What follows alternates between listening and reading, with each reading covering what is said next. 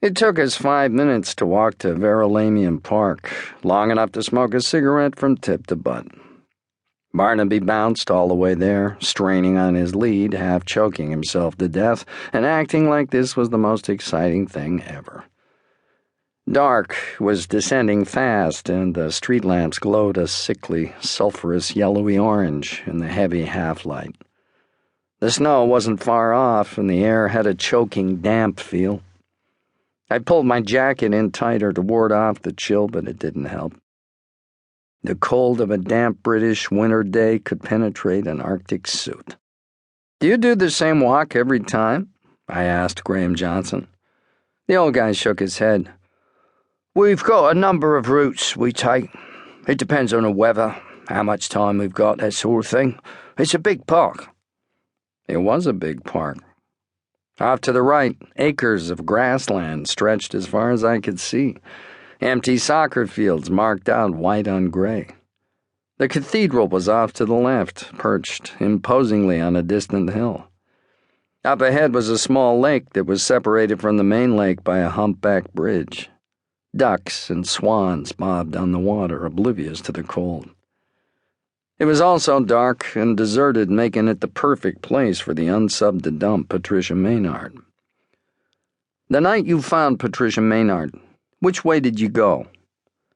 Johnson pointed towards the cathedral side of the main lake. "We did a quick anti-clockwise walk round the lake." "And where did you see Patricia Maynard?" The old guy pointed to the far end of the lake. "Okay, let's go." It took another 5 minutes to walk there.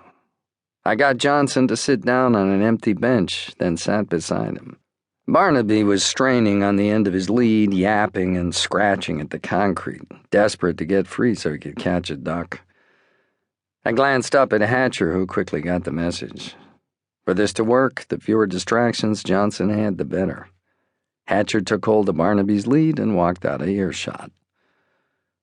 A cognitive interview differs from a standard interview in that you're trying to get the subject to revisit the scene by reliving the feelings and impressions that were imprinted at the time.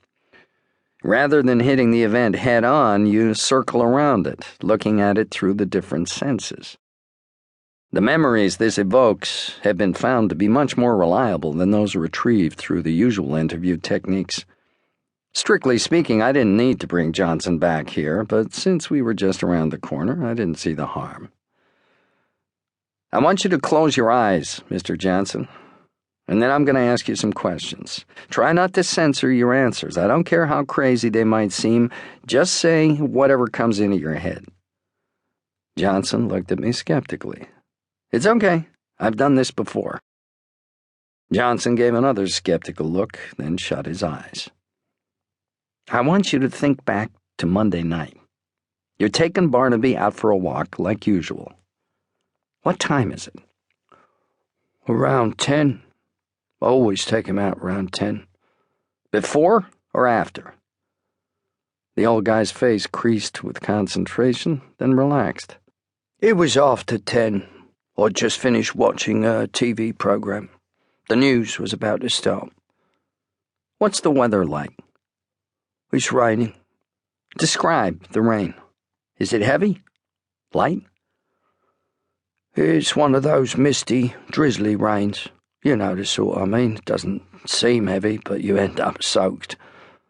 "Is the park busy?" "In that weather and that time of night?"